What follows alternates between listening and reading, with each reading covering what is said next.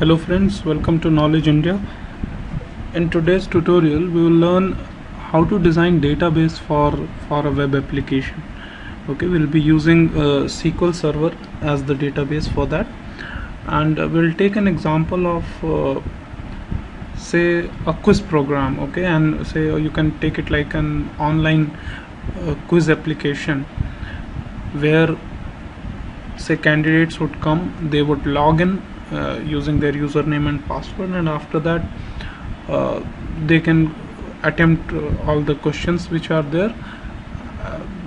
All those questions would be say multiple choice question, like 4 options are given suppose, and they have to choose one out of that, and in this way they would be able to record their answers for all the questions, and then they would be able to log out.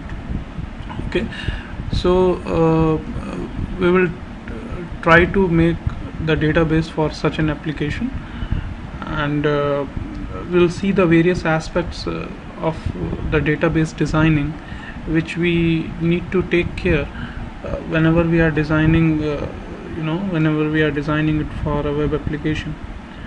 So to get started, all you need is you need a SQL Server installation on your machine.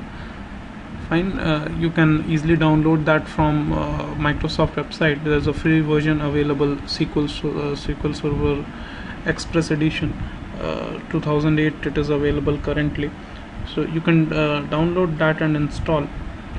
After that, you need a tool called SQL Server Management Studio, which is basically a tool to interact with your SQL Server database. Okay, so if you see here, this is SQL Server Management Studio. This is 2008 version, SQL Server Management Studio 2008. So what I would do is I'll connect to the database. Now if the SQL Server Express Edition is installed on your system, you need to give /SQL Express as in the server name. You need to understand that suppose if you don't have a SQL Server installation on your system, you can alternatively use some other some other SQL Server which is installed on some other machine, and if you are connected to that machine over the LAN or over the internet, you can use even that machine. In that case, you will have to write the IP address of that machine here. Okay, understand one thing, that if I write only dot here, this like dot means my own machine. Okay, and because this is not a complete SQL Server installation, it is the SQL Server Express Edition installation. That's why I am naming the instance also by giving /SQL Express. Okay, so I will put the password here. Login is default login is SA. Generally the default password would be SA123, but you need to give this at the time of installing your SQL Server. So whatever you have given, put that, and let's say put connect. Okay, now see on the left hand side there's databases. So security, objects, many things are there. I will come back to that. First of all, before that, let us decide that what all features we are going to support in our application. Okay, so accordingly we will be designing the database. So as I told you, we will have say candidate login, logout option, sorry, login, logout.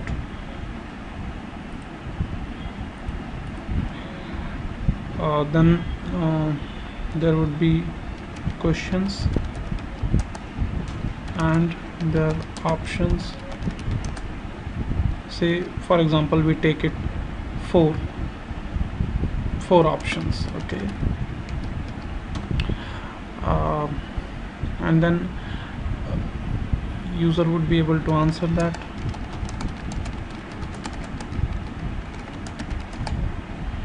To answer that.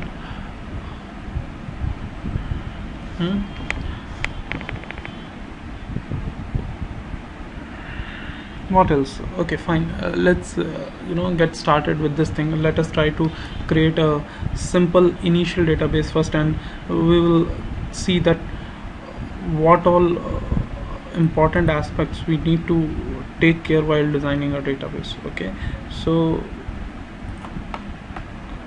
I'll go here and I'll say a new database.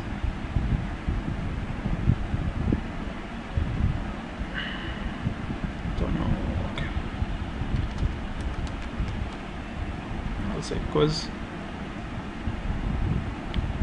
Okay, fine. Okay, so here it is, quiz. Now if you see here, currently there are no tables in this, right? So let us go ahead and create a new table.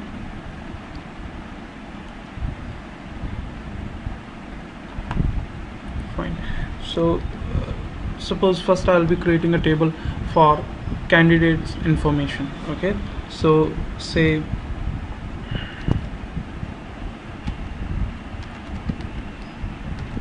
candidate ID.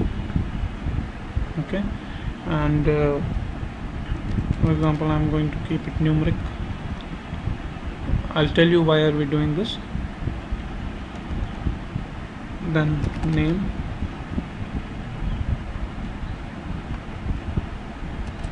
varchar 50 should be fine. Email as mobile number, DOB,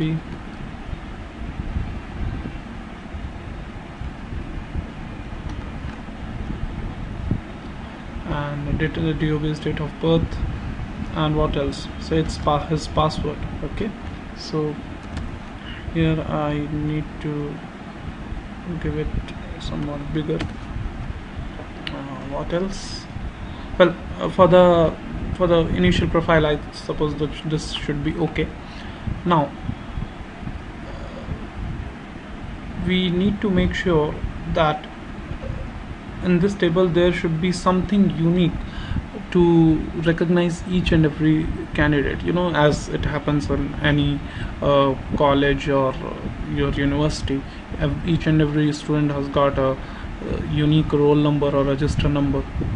Okay, in the same way, in this table, to recognize each and every student uniquely, we need to have a unique column, okay, to recognize each and every student. Let's say candidate ID is that column, and that's why I'm making it as primary key. So to make it primary key, just set primary key here. This symbol comes. Now this is the primary key. As soon as you click this thing, this allow nulls goes, right? Because of course the condition. There are two conditions for a column to become primary key. Okay, first thing, there should not be any null value in that column. Okay, second is the value in that column should be unique throughout the table, right? So if say I am making candidate ID as the primary key of this table, so I have to make sure that if say 100 rows are getting inserted in this table, or all the 100 rows candidate ID column, the value in the candidate ID column would be different. Okay, so I've done this. Now how am I going to achieve this? How am I going to make sure that whenever a new row is getting inserted in this table, always the candidate ID should be different? So to handle such scenario, there is a way that you can make the value for a particular column as auto generated. So that is what I'm going to do for the candidate ID column. I've selected here. Come below, and here you have a thing called identity specification.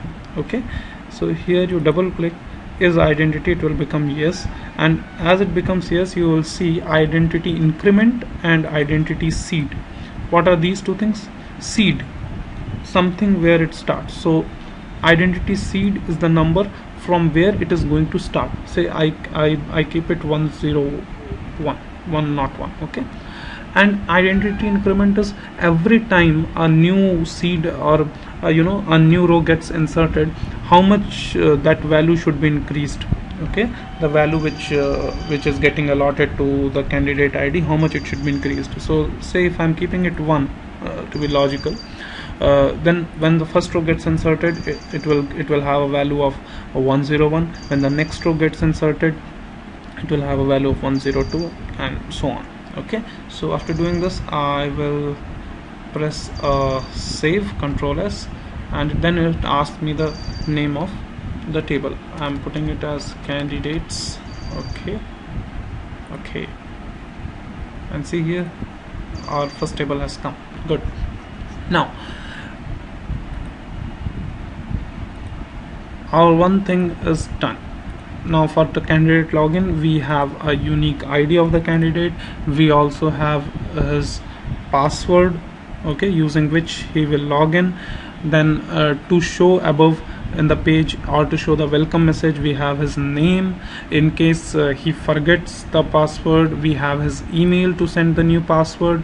So we have the date of birth, which we could use in case when we are going to reset the password in the forgot password module.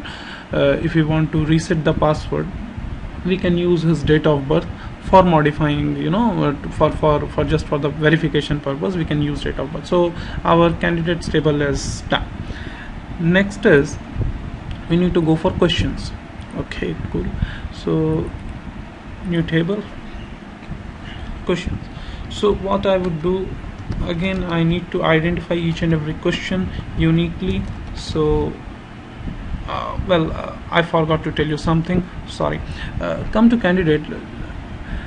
I've told you what all the column names we kept, what fields we kept. Let's talk a bit about data type. Okay, I have kept numeric 18,0. Okay, now numeric I have kept because when it is numeric, in those cases you can specify this identity specification thing, which is given below. You can set auto generated thing in that column. That's why I've kept it numeric. Name and varchar 50. Now see here, you have got nvarchar 50, same way you have got varchar 50. Now you need to understand what is the difference between these two data types. Of course, as the name itself is suggesting, they can store text in the in those columns. You can store text. You'll be able to save characters, you'll be able to save symbols, you'll be able to save numbers, whatever you see on your keyboard, right? And this, but there's a major difference between, or I should say important difference between nvarchar and varchar. Okay, when it is varchar, you cannot save those Unicode characters, that extended set of Unicode characters. Those you cannot save in varchar, whereas nvarchar is capable of saving that. Okay, so what does it mean? It means that if you have to save only these English characters or numbers, then it's fine, you can go for varchar. But in case you are expecting that your application might be saving data even in regional languages, say in Hindi, in Tamil, in Telugu, okay, in those cases, to save that that extended Unicode characters, the data type should be nvarchar. Okay, so that is the difference. That's why I've kept it nvarchar here. Fine. Now here a mistake, mobile nvarchar 50. That's not correct. Generally the mobile number is 10-digit long, so it should be nvarchar 10. Now date of birth is date, and password I've kept as nvarchar 50. Now somebody might think that mobile number, it's a number, right? So ideally it should be the numeric data type, right? But you need to understand one thing. Say I will make it 11. So to explain you the scenario in a better way, I would make it 11. Why? Because suppose if somebody is not having a cell phone, the person can give his landline number. Okay, now what happens is, that's true that mobile number or phone number, it sounds like number, but why are we keeping it nvarchar here? Because there is a thing, when you make a data type as numeric, it won't be able to save the starting zeros, and that's very important when it comes to certain type of data. Now for example, a fellow is trying to enter his landline number. So okay, so in that case he will enter say like 011, then 22338897. This is his landline number. Okay, say I'm saying something like this, 2365. Suppose this is his number, it is 11 digit. Okay, if he enters this and on the back end your data type is numeric, it would actually save only from 1 and up to the 9. It won't save the starting 0, because you know when it comes to numbers, the starting zeros don't have any value. So person would enter this thing, whereas when you are going to show or you are going to use this data, only this much of that would be available. Okay, so just to make to remove this problem, we are using nvarchar. Okay, because in the case of nvarchar it would save it completely. So that was one consideration. Also another thing which you need to consider is that while keeping the data type for a particular column, you just don't need to see that what type of data is there, which is going to come in that. That is of course one point which should be seen, but along with that, the next point is what type of operations you are going to do on that column. Okay, suppose like if I'm going to keep some column as integer, so then probably I should be keeping integer when I'm going to do some operations on that column, like say sum, average, those type of things. If I'm going to do some mathematical type of operations on that column, then it is logical to keep int, right? So we need to do that. Of course, in terms of mobile or landline number, we are never going to add or take an average of that. So like these are two reasons why I'm keeping it as nvarchar. Guys, it's very important to understand that while designing a database, what type of what data type you are keeping for each and every column. This actually matters a lot when you will see it in the complete form, when your database gets used for a web application, and like what type of data gets inserted into each and every column. It makes quite sense to spend some time and understand that how this various data types actually affect your application. Okay, fine. Let's coming back to questions. Well, for questions we have again I'm keeping an ID just to recognize each and every question uniquely. I'm keeping it as QID, and then I have the next field which says say question details. Okay, question details, and I'm going to keep it a bit long because so that person would be able to enter some really big questions. I'm keeping it as nvarchar 150. Do you think it might be less? So we have an option called max. This should be good enough. It will have a big size. You can go through specifications if you want to see actually how much size it would be. Well, so I think that's it. You can also have some additional fields, like say added on. Then it could be like who added it, right? Who added it? So there would be some exam administrator or say quiz administrator who is going to add questions. So sometimes suppose now start thinking of the scenario. Let's go a bit complex from the very simple one. Suppose this quiz program is organized by 4-5 people. There are 4-5 quiz administrators. All of them, they have rights to add questions. Of course it makes sense to to record that which question was added by which of the administrators. So that's why I'm keeping here added on, when was it added, and then by whom it was added, right? Good. Okay, numeric, fine. well, I would reduce this. It's not meaning to keep it 18, right? Now again I'll make this thing as primary key. Sorry, okay, here's the primary key, and I'll do identity specification. Yes, okay, 101 once again. Okay, no, let it be from 1 this time. Fine. So I'm saving this. I'm naming it as questions. Okay, good. Now I've kept here added by and numeric.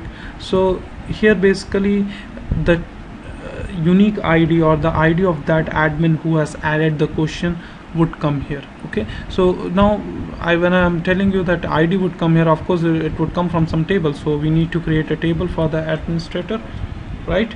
So what I would do, admin ID numeric 2 name like a 50 password.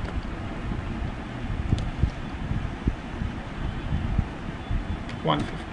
Okay, and I'll make this primary key identity specification, and then I'm going to save this. I will name the table as admin. Okay, good. So now we have admin table. So all the admins will have their details here. They can use their admin ID and password to log in and then create questions and their options. Now options, where are we going to record the options for each and every question? So we are going to have a table. Now you understand one thing, each and every question has got say more than one number of options, right? It might have, say for example, here we have taken as 4 options. Each and every question is going to have 4 options. Now you need to understand that why are we keeping it in the other table? Okay, why are we not keeping it in the questions table? First thing, you cannot well, in one scenario, considering that each and every question is going to have only 4 options, we can do one thing, that we increase 4 columns here, saying option 1, option 2, option 3 and option 4, and we specify those 4 columns for each and every, we specify the value for those 4 options for each and every question. We can do that. But suppose at a later point of time you come up with a requirement that no, it won't be 4, we are going to give 5 options for each and everything, then your whole application would shake up. Actually, really trust me, it would shake up. You will have to increase one more column here, and then on the front end, on the ASP.NET side or whatever front end you are using, from that front end you will have to change all the codings to fetch one more column from this table and show there. That would be a very cumbersome situation. Rather than that, we are going to save it in a new table. So here what happens is, each and every option will get inserted as one row in this table. Okay, so tomorrow if management decides that we are going to give 5 options, no problem at all, only one more row will get inserted for each and every for each and every question. One more row would get inserted in the option table. That's all. From the front end it remains the same, because as it was fetching earlier 4 columns from this, it would start fetching 5 columns, I'm sorry, 5 rows. It would start fetching 5 rows for each and every question. That's all. I mean, on the front end side you will not have to worry. This is also part of normalization, that the multi-valued columns should be taken away from the table and a new table should be made for that. Okay, fine. So let us make that options table so you will understand more. Option ID numeric, option, what should I name? Option name of the option. Okay, option name, and I'm keeping it as a nvarchar. It might be somewhat bigger, so let's make it 150, right? Okay.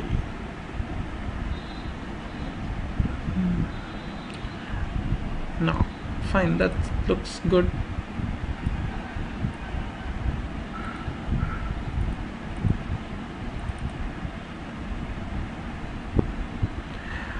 Now but you need to tell, right, that this option is actually for which question, for question number 1 or for question number 2, for which one it is. So to relate that, we are going to put the question ID here. Okay, question ID, it was numeric sorry, it was numeric 18, so okay, numeric 18. Now it works. Now whenever you are going to insert a row in this option ID, in the option table, right, you would be able to tell that to which question it actually belongs, right? I'm going to set this as primary key, and I'm going to save it, and I'll name it options. Good. So we have options also here. Well, I'm getting a thought, just to extend this thing a bit. If you want to give a small functionality like admin or quiz managers, they would be able to enable and disable the options, not a problem. Come here and let's make one more field called is enabled. Okay, I'm just naming this field as enabled, and I have kept the data type as bit. When you keep it as bit, that means it can have only 2 values, true or false. Okay, so I'll do one thing. By default, whenever any row is getting inserted, let's make sure that it should be of true type. So I've chosen here is enabled, and I'm going below. There is a default value or binding. I'm going to make it 1. Okay, so 1 means true. Okay, and then I'll just save it. Done. So by default, whenever we are entering an option or we are adding an option, it would be enabled. Okay, and then of course we can have we can give a way for administrator to disable a particular option. In that case, this is enabled field would become false. Okay, we'll see that. Now we are kind of nearly done. Now understand one thing. I've kept here this question ID. Now it would make sense to have the value in this question ID column as only those values which are actually there in this table, right? So to make you understand that, let me right click on this and I will click on edit top 200 rows. Okay, do you see a small amount of difference between the color of this null and this null? It's because this is a bit gray and this is black. This is gray because this would be auto generated column. We have a specified QID as the auto generated, right?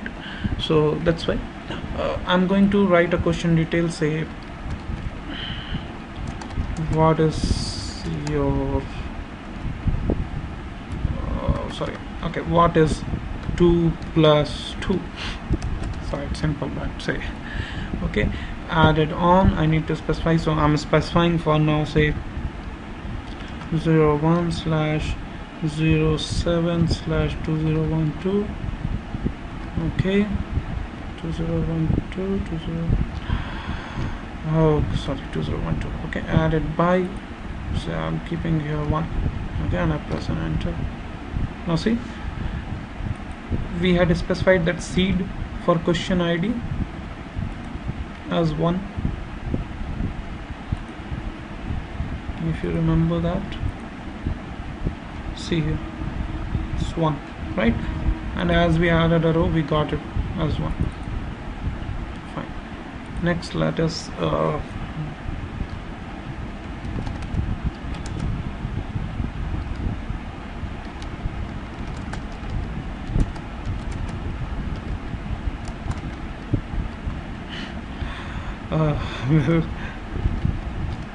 Simple questions, huh?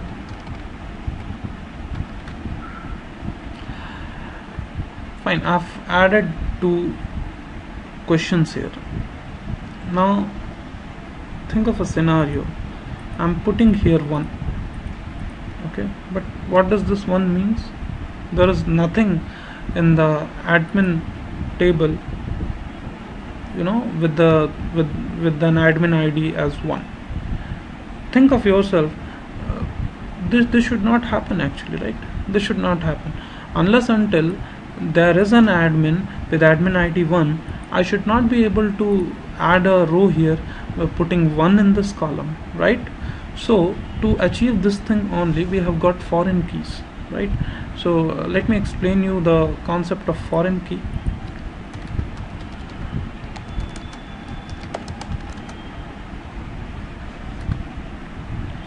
Now foreign key makes sure that the value inserted in the child table is one of the values present in the parent table, I would say. Okay, fine. So how are we going to do that? Now see here, let me come to questions. Okay, here is the design for that table. I have to make sure that added by value should come from the admin table. I mean, it should be the value which is there in the admin table. Okay, so to do this, I'll select this and I'll press this one, not manage indexes, rather relationships. Okay, you know, different databases would name it in different ways. Okay, in SQL Server it is like a relationship here. Fine, now this opens up. I'll press add FKC for foreign key, for that it is fine. So it specifies a name automatically here. What you need to do is expand this. Fine, so you saw this thing, right? Table and column specification. You need to press here, right? And you will specify the name is this primary key table and foreign key table. Now this you cannot change, right? Because you were there on the questions table, right? And there you like you pressed this relationship tool thing. Okay, so here it is saying question ID. No, but this you can change. Rather I want added by, and to what table it should reference, or from which would be the parent table, primary key table, that you need to specify here. Admin, right? And admin, what column? Admin ID. And then I press OK. Now see, here is the beauty. As soon as you are trying to enforce this foreign key thing, immediately it is saying the following data type properties of column, they do not match those of question ID. Triangle and precision. What happened? Question ID? Why is it? Oh no, it's not question ID. It should be added by, I told. Okay, got set. So now you see the foreign key table, or I should say child table, is questions, its column is added by, the primary key table is admin, and the ID column is admin ID, right? Come below and you see it is intelligent enough to rename it FK questions admin, basically foreign key between questions and admin. The table, the child table comes first, master table is coming, or say parent table is coming second. I'll press close here and I'll press save. Now see what happens. Do you want to continue? Yes, I want to continue, but sorry. See, admin table successfully, questions table unable to create relationship, the alter table statement conflicted with the foreign key constraint. This the conflict occurred in database quiz table db admin column admin ID. Okay, so the problem is we have these values 1 here, okay, but when we are trying to save this relationship, it would not happen because there is no row corresponding to 1 which is there in the admin table. It's not there, so we need to insert a row, say admin1, and for example password. Now for simplicity's sake I'm keeping as admin. Okay, now 1. Again I'll come to this, and I'll come to the questions. Sorry.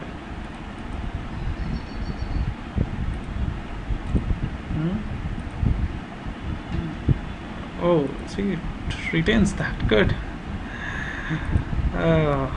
Fine. Now I'll press close and I will say save. Yes. Wow, it's done. Good. So now it's there. So you understood how this foreign key things work. Now one more important thing is I started with the options table. Now the same thing as we applied there, if you think in this table options, the question ID should actually be referring the question ID which is present in the question table, because only when a question exists, then only there is a meaning of having the options for that question. Correct? Fine. So I would come to the options and I'll create a relationship again. I'll press add columns. So options, in the options, question ID field should refer to questions tables question ID. Why does it get changed? Okay, good. Okay, and I'll say close and I'll save this. Yes, good, it got saved. Nice. So now now we'll see one thing. Let us see if we have got yeah, we have got 2 questions in the question table, the questions table, 2 entries we have. Let us try to add some options for this questions. Edit. Okay, question name.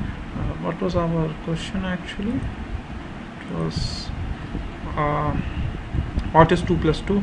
Let us try to add 4 options for this thing. 2 plus 2 is 10. Okay. So quiz, what should I put as question ID? 1 is enabled. I'm not going to do anything, I'll just press enter, and you see I'll just execute it. This is to execute. It took option ID as 1, it took as enabled true because this is the default value which we had specified. Okay, next time put in say 2 plus 2 is 4, which is actually the correct one. Question ID should be 1 and enter. Next I'll write as 8. Now let us try something, or say 9, I mean some value for which a question ID actually is not there. Let us try that value. I'll press enter. See, wow, what is this? No row was updated. The data in row 3 was not committed. This. The insert statement conflicted with the foreign key constraint. The conflict occurred in database quiz table questions. Question ID. The statement has been terminated. So see the power of this. So that's the B2. Whenever these type of values which are dependent on the other tables, or which are dependent between tables, you can use foreign key to make sure that some unwanted data doesn't get inserted. It will help you a lot in in implementing the real scenarios. It would help you a lot. Fine. So I'll just move ahead. I'll press 1 and I'll press enter. It took I'll press 5, I'll press 1 and enter. So now I have inserted 4 options. Okay, I have inserted 4 options, and you see, are you noticing something? Where is that number 3? So what happens is like a seed, an identity gets generated every time for a row to get inserted, but when at the suppose some error happens because of which it couldn't get, like it could not get inserted, that one won't get reused. Okay, that one won't get reused. So now we have 4 options for our question. What is 2 plus 2? 10, 4, 8 or 5. Okay, so till here we have covered. Now think of your application. Candidate logs in, then we show him questions and their options. Now one more thing I forgot, right? Admin should be able to add questions and their options, right? Okay, good. Okay, and their options, fine. Now up to here we have covered. Last is user would be able to answer those questions. All right, now we are going to make a table for that to record the. Now the need of this table is to record the answers of various students for various questions. Okay, but we have to make sure that for one question our student should be able to answer only one time. You know, for a question a student should be able to answer only one time. That means only one record should get inserted per student, or say per candidate, per question, right? So when I talk this thing, you should get an idea that mostly our primary key here would be based on student, or say would be based on candidate and the question ID, right? So first of all I will make here one answer ID which would be the primary key for this, and next would be for which question that answer is given. So this is numeric 18, and then candidate ID is also numeric 18. Then what answer he has given actually. So he would have chosen ideally one of the options, right? So option ID numeric 18, and say when did he answer that. So added on small date time. Okay, now of course this should be an auto generated thing.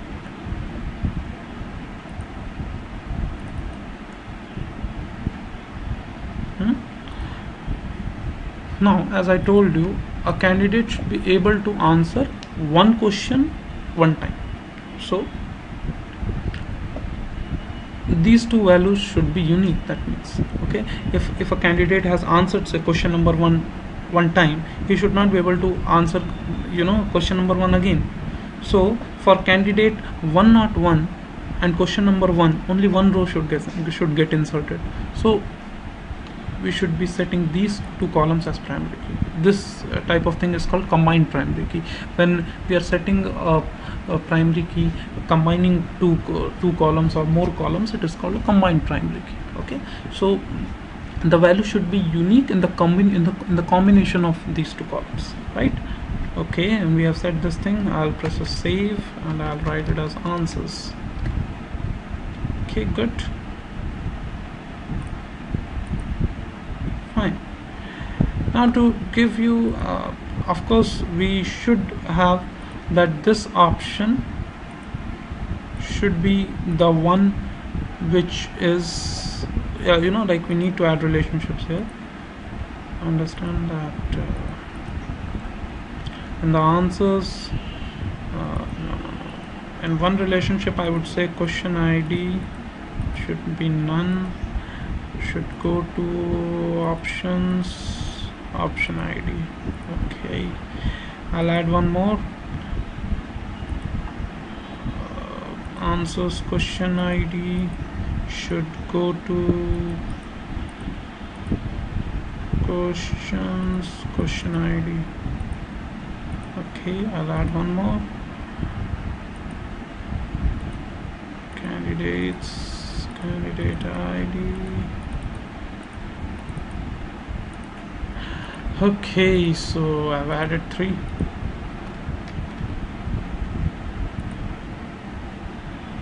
Good. Well, so the scenario which we considered, the design is kind of ready. To view it graphically, you can click here on the database diagrams. It says this database does not have one or more of the support objects required to use database diagramming. Do you wish to create them? Yes, I would wish to create them. I right clicked, I have pressed new database diagram. Okay, so this comes up, it shows me all the tables. I'll select all and I'll say add, and then I'll press close for this. Okay, see, good. So we have all our tables here, and it shows also how are they related to each other. Now see, it gives you a good idea that how does it work actually.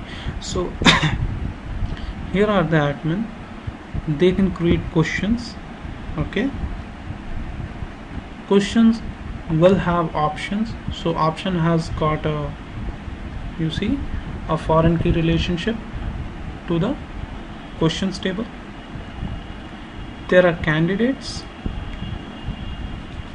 When a candidate is going to put an answer, is going to answer a question, it will get inserted into answers table, which will have a reference to question ID. It will have a reference to options ID. For options ID, it will have a reference for candidate ID to these three tables. So this is our simple database for such a scenario, considering many of the things which we would be able to do this. So just at the end, to summarize this tutorial, we learned how to make tables, how to decide data types for each and every column in that, what things to consider. I wanted to tell you something, 1 minute. You see here, date. This is a new data type which is introduced in SQL Server 2008. Up to 2005 we didn't have date column.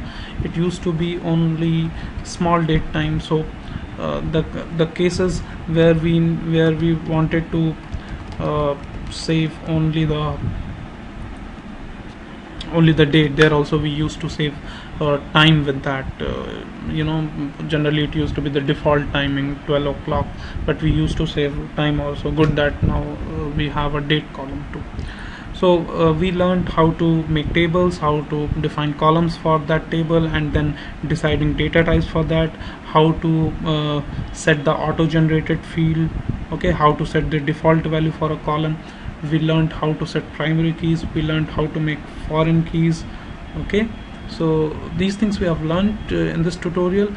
This tutorial would support you, or would get used up, this database diagram or this database design would get used up in making the application, the front end application, the quiz engine. We would also see more operations using writing procedures, making indexes, writing user defined functions on this database. So please keep in touch. If you like the tutorial, please share it. Thanks a lot. Have a great day. Please visit our website knowledgeindia.in. Thanks a lot. Bye bye.